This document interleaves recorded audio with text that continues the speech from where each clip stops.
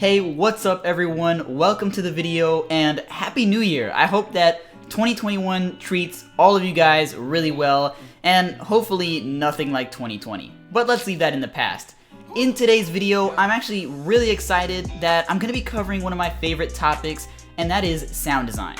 So in today's video, I'm going to be going over how I made a Future House bass preset in Alchemy, which is actually a free plugin that comes with Logic Pro. So if you have Logic Pro, you should be able to follow along and make this preset entirely for free for yourself. So with that being said, guys, if you like content like this and you want to see more, make sure to leave a like, as it tells the YouTube algorithm that, hey, people want to watch stuff like this. Now with that being said, let's go ahead and get into this video. Alright, so now that we're in Logic Pro, I'm going to go ahead and give you guys what this preset's going to sound like before I dive into how to make it.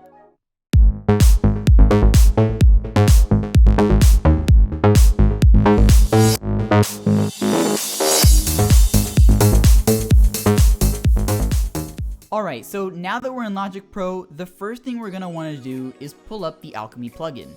You can do this by going to the left-hand corner of the screen, selecting Instrument, and if the plugin isn't in your recents list, it should be the top of your plugins list as they are in alphabetical order. Once you've got the plugin pulled up, the first thing you want to do is click where it says Factory Default, which is your menu, and then scroll down to Initialize Setting. What this does is it pretty much creates a clean slate for us to start building our very own preset.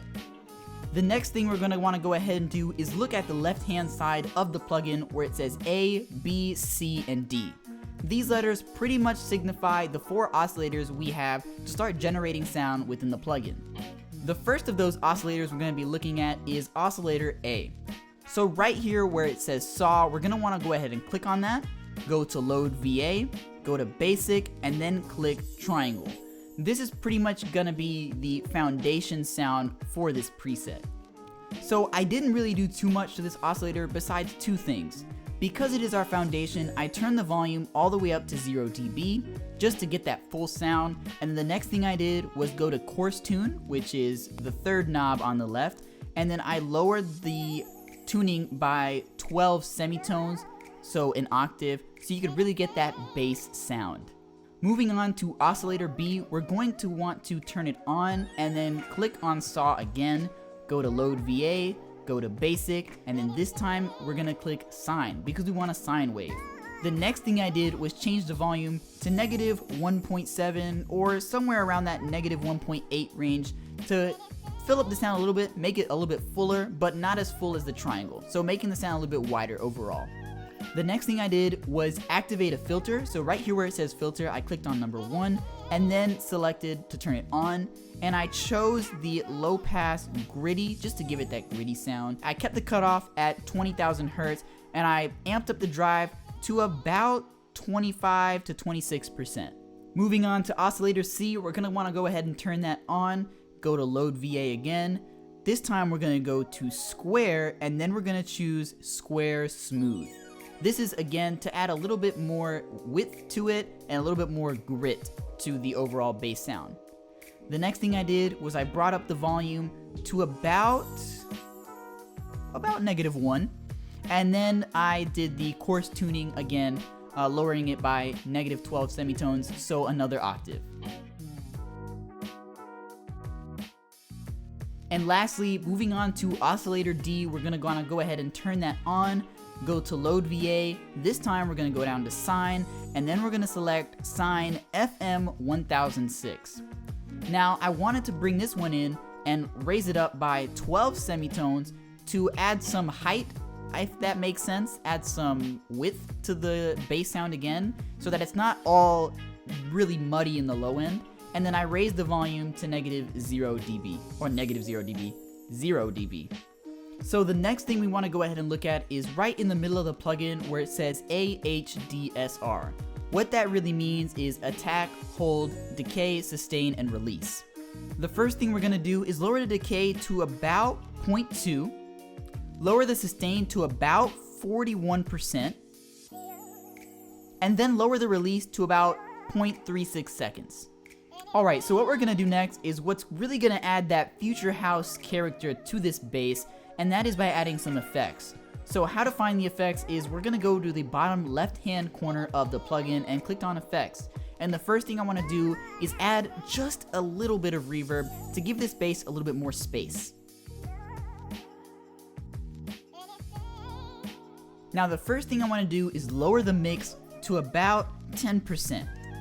The next thing I want to do is move the high cut to about 17,000 Hertz.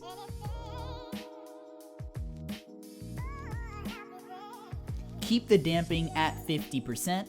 Raise the pre-delay just a bit. Move the low cut to about 170 Hertz. And change the size to about 25%. The next thing we're gonna do to add a little bit more character to this bass is to add some delay.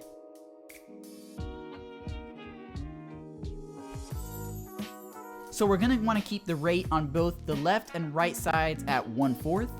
Also keep the offset at 0. And then move the feedback to about 20%.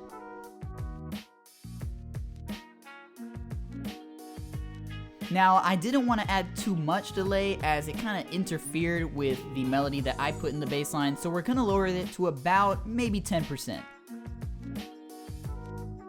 The next thing we're going to add for the effects is going to make this bass line a lot more grittier, and that is distortion.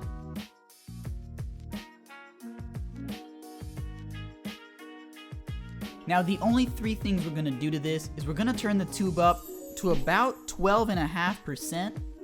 Move the pre-gain to about 1.5, and do the post-gain at 0 dB. The last effect we're going to add to this is a vintage compressor.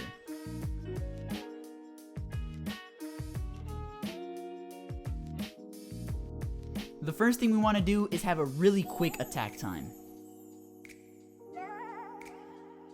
Next, we want to go ahead and move the release to about 1 second.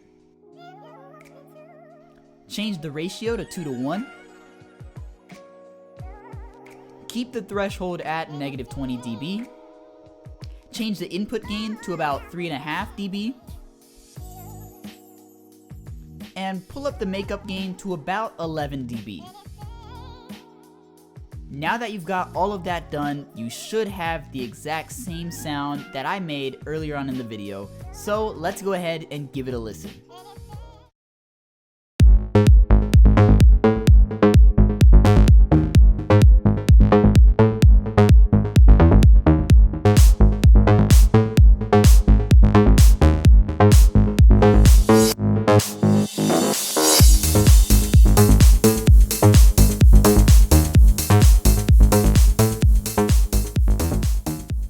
Alright guys, that is pretty much it for today's video. Again, if you like content like this, make sure to leave a like if you haven't already, and comment down below if you want to see more sound design videos or any other videos you want to see next. I'll do my best to respond to as many comments as I can and hopefully make the content that you guys want to see.